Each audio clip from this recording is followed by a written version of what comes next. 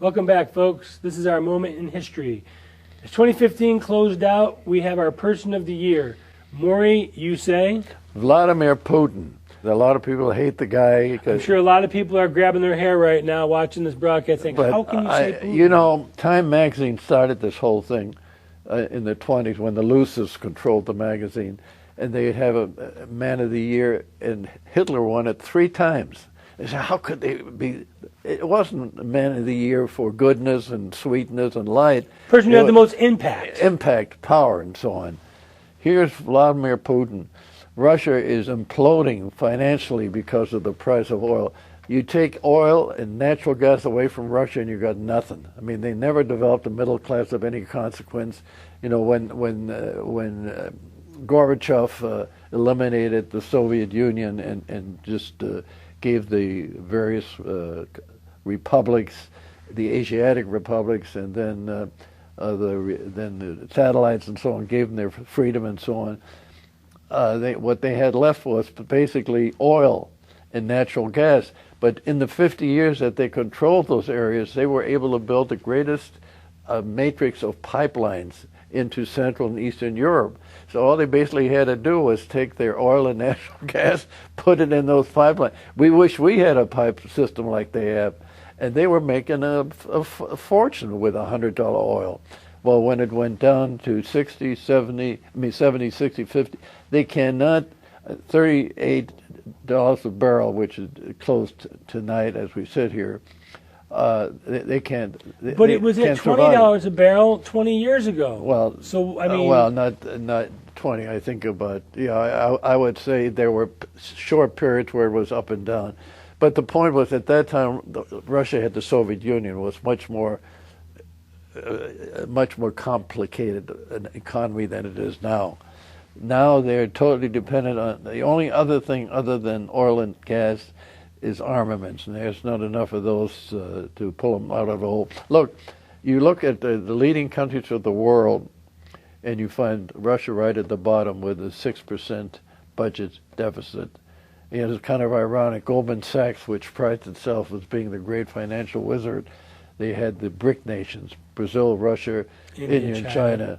Well, Brazil and Russia are the 2 worst economies of the world today from the standpoint of and survival. China may have an okay economy. I mean, they're struggling, but you can't even walk down the street without cardiac arrest because of the pollution that's going on there. In Beijing and certain cities, but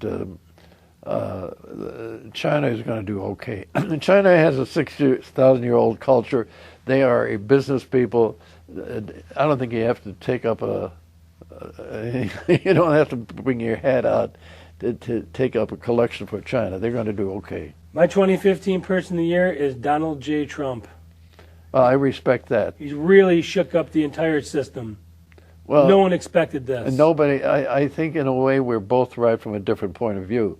My reason for Putin was that he has become the strong man, the leader of the world. Of the Middle East. And the whole world, basically. Well, in the sense that everybody's afraid of him, but the point is in the Middle East now, the Tsars always wanted a warm sea port, never had it. He's got 2 now in Syria. One is Tarsus and one is Latakia. They got an airport there. And he made a deal with Netanyahu, which we opened on this show, that he said, look, don't worry, Iran isn't going to harm a hair on your head, but please don't send your planes over to bomb them. First of all, it won't do any good, and secondly, that's the quid pro quo to our. So they shook hands. I can respect that, and I do respect Vladimir Putin, and I have a feeling that Putin and Trump will have more in common than well, you know what Putin said about Trump. He says he's very talented and very bright. I mean, you know, the guy who's already extending his hand before anything has happened. He hasn't said that about anybody else. He doesn't trust anybody else. He doesn't look up to anybody else. He looks at this guy and says, "This is the kind of guy I can do business with." Right. We can look at each other and we can make a deal, or we could discuss what we need to discuss and make it happen. And he knows that, and Putin is a realist, he's a pragmatist. Sure, he was the head of the KGB, but you need a guy that tough in order to run a country like that. 3 things, or a couple of things that predictions for 2016. I'm going to say that Gitmo gets either closed or they release all the prisoners in the next year. And I think that there's going to be a huge gun grab by this administration in his last year. And I also believe that you're going to see a rise of anti-Islamic statements, and anything that goes against Islam will actually be criminal.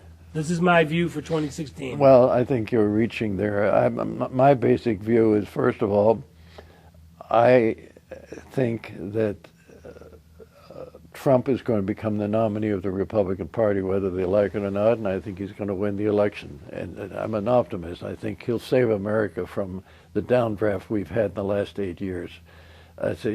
Secondly, being frankly energy-oriented in my interest of economics, I think forcing Obama to lift the embargo has now given the oil companies and other people in the energy industry new life, and it's going to bring our energy business back again to the point where it was a couple of years ago. And we will become the leading oil producer and distributor of the whole world. We always want to save these segments because next year comes very quick, and we like to go back and see what we said. That wraps up another edition of the World Report. If you want to see the whole show again, just catch a segment that you missed. Just go to YouTube and search Morris Beschloss, or just go to our website, theworldreport.org. For Maury Beschloss, all those exceptional folks in the United States Armed Forces, police, firefighters, and all those who go to work each and every day to keep us safe, I'm Scott Crowfoot. God willing, we'll see each other again.